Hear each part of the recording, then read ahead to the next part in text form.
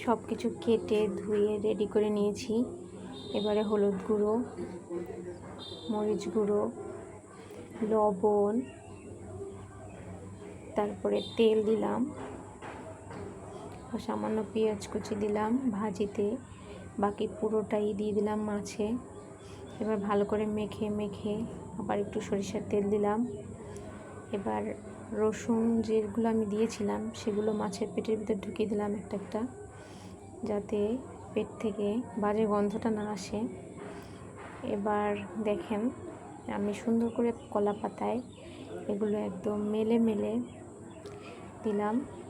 আর অনেক সময় পেঁয়াজ পুড়ে যায় পাতায়, কিন্তু এই যে এইভাবে মেলে তারপর পেঁয়াজটা যদি ফাঁকায় ফাঁকায় দিয়ে দেন তাহলে কখনোই পেঁয়াজটা পুড়বে না এবং খেতেও ভালো লাগবে।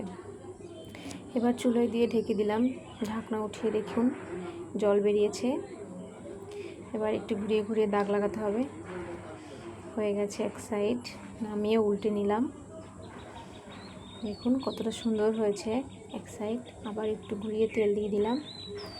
এবার আবার একটু ঘুরিয়ে ঘুরিয়ে নিলাম, গ্যাসের চুলা তো। তারপরে